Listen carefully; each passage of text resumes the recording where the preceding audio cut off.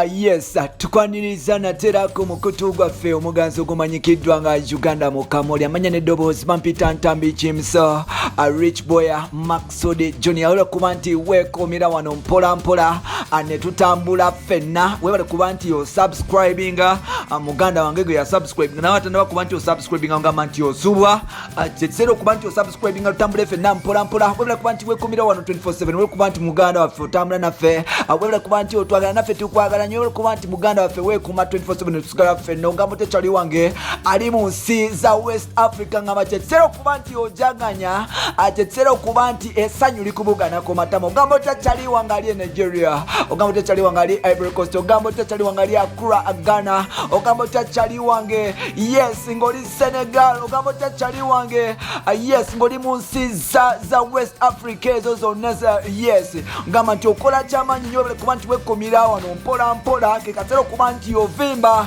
osanyusa Munnayuganda eyanga muyimbi yazalibwa ennaku z'omwezi yes 25 December 1989 wali mu kibuga Masaka Edrisa Msuza kekatera okuba nti essanyu limubugana ennaku zigera kubeera nga 24 July omukulu ono anaaba atonyawo mu ggwanga nkiddamu Munnayuganda ate nga muyimbi yazalibwa ennaku z'omwezi 19 yes yazalibwa ennaku z'omwezi 25 December 1989 bamuyita Edrisa Msuza nga manyagaga stage simulala bamuyita Eddie Kenzo zigenda kubeera ennaku z'omwezi 24 bambi omwezi guno omukulu ono anaaba atonyawo e Kampala kandi kuvire ku ntono tuya mwana wa mama tubeere nga mbikutuusako byobadde tomanyi kugambye nti subscribing atambula n'okumanya olwawo obanga tonaba kuba nti osubscribing subscribe now tutambule ffenna yadde nga abantu bangi mubadde muvayo musunga n'okujerega Edrisa Msuza nga bwe yasiranira mu nsi ya Ivory Coast n'okuba nti omusajja ono amaze ebbanga nga tali mu Uganda kwegamba nga ne industry egezako okuba nti emutwala speed nga ne entertainment industry mbu tekyanyuma naye nga omukulu ono mubadde mumusunga mbu yasirana mu Ivory Coast ekiseera okuba nti mukama amujjukire n'okuba nti akomawo e Uganda nga hero but Edrisa Msuza African Prince yes king of pop music wa Africa atenga ye number 1 BET Award winner from Uganda number 1 BET Award winner yes viewers choice first award winner yes eweyo category mu BET Award kekasero okuba nti akomawo e Kampala muganda wange mukama gwe yawa ne numezaala atenga ofumanga nnyo okuba nti okola erinnya lino libera ku top noba nti ojjukira bangi bavayo ne batandika okugamba nga Edrisa Msuza batasobola kuba nti akomawo era nga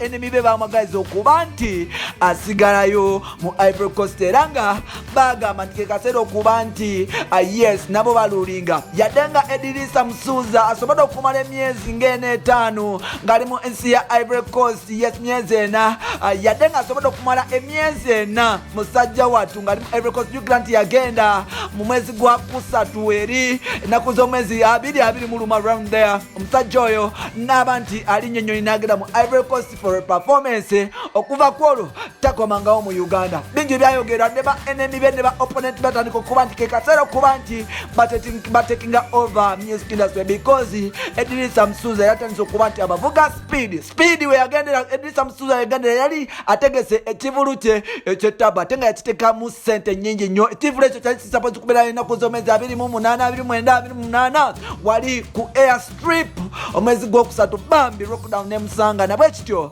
COVID-19 alinnyamu eggere era nga bakompyuta be basanyuka wadde nga Edrisa Msuza atabaddewo music industry nga bye yagireka bweri nti ne okufuna hit songs kizibu nnyo abavamaaki abayimbi babadde bagezako okuba nti bakola Edrisa yagenda yalina ennyimba ez'ettabbo njogera ku nnyimba nga asemyekozo njogera ku luyimba nga tweyagale ezimu ku nnyimba singa Edrisa Msuza yabeera e Kampala nga COVID tamu affectinze singa kati Edrisa Msuza yakola record endala kubeera muyimbi Munnayuganda asoose okuba nti ategeka ku airstrip nagikuba jjukira Edrisa Msuza mwana waffe yali akitumye festival Eddie Kenzo festival ng'esombodde abampi n'abawanvu yadde nga bamogerera musajja ono yagenda mu maaso n'okuba nti abikola.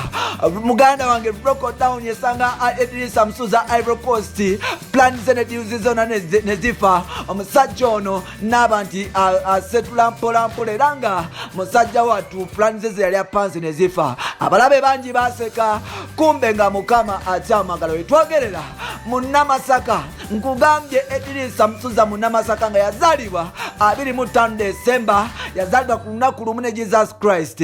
Musajja ono yazalibwa mu kibuga Masaka wali mu 1989. Musajja ono wetwogerera ennaku z'omwezi 24 agenda kuba nti stepping back mu Uganda. That is next week. Musajja ono anaabanga stepping e Kampala Uganda, era nga omusajja ono anaabanga ayingira mu ggwanga ne Uganda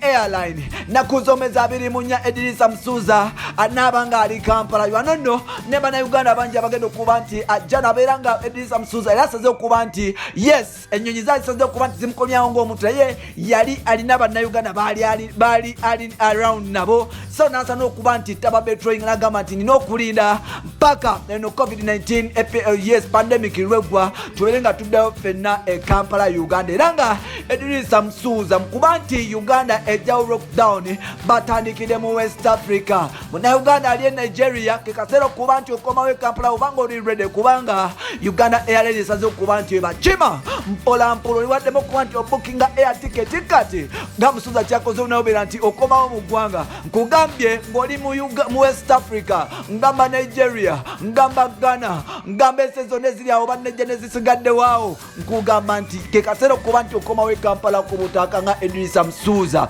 Edrisa Msuza 24 akomawo e Kampala. Naawe bw'obanga oli mu nsi ezo kekaseera okuba nti okomawo e Kampala. Ekibuuzo kiri nti Edrisa Msuza abadde atuvuga speedi nga taliiwo, wakomawo e Kampala kikyagenda okukola. Nsuubira tubadde tumisinga Edrisa Msuza musical because afena tukimanyi nti Edrisa Msuza y'omu ku bayimbi abasettinga competition n'okuba nti abeera so relevant mu mawulire 24/7 nga ali Kampala. Kiseera okuba nti industry ya Uganda resuminga bupya because tubadde tusuba omuntu nga Edrisa Msuza. Jjukira nti Bebe Cool takyayogera, ate nga abayimbi abasigaddewo bannayuganda basinga batitizi abasigadde bonna batitizi okujjako Edrisa Msuza ne Bebe Cool, nti Bebe Cool ke yasirika Edrisa Msuza gyeseera okuba nti naye atutwala mu speed ajja tukwate mpola era nga nina essanyu okutegeeza nti ennaku z'omwezi 24 mukulu ono anaabanga mwali mu Uganda. Wano nno muswadde abali balowooza nti mugenda kubba ebintu bya Musuuza nga taliiwo, muswaddemu abali mulowooza mbu Musuuza ajja kufiira ku mawanga mukomyewo nga mulambo. Woowe Mukama gwe yawana ennume zaakwe ekiseera okuba nti King akomawo alulinge amasajja kingdom ye, King of Pop, King of Ugandan music, King of what? King of simanyi bannange. Edrisa Msuza is back in the country. Edrisa Msuza is gonna be back in the country right from now. Nsuubira tugenda kuba nti tusimba ebitoke tumanyirize. Kikaseera okuba nti tulaga government ne bannayuganda nti ono omusajja wamanyi. Kikaseera okuba nti bannayuganda tukima Edrisa Msuza ku airport tumukomyewo mpola wali tumukimeko agenda okuyingira Kampala nga kyekyo nga tugamba King akomyewo e Kampala. Musuuza anytime from now anaabanga ali Kampala. Kugamba tikolere eggwanga lyo nalyo likolere eggwanga lyo basobole okujjukiranga ng'omuzira. Wetwogera Edrisa Msuza tumwogerako nga hero because alina byakoledde. Yatuleetera Nickelodeon Award, yatuleetera BET Award, best exporting artist gwe tulina mu country. Kwegamba byonna bikoze gwe ki kyoyogera ku Edrisa Msuza kikyatakoze. Nkugamba nti kekaseera okuba nti bannayuganda twesitula olunaku 24 tukwate tumanye ennaku za Edrisa Msuza zagala okuba nti akomerawo mu ggwanga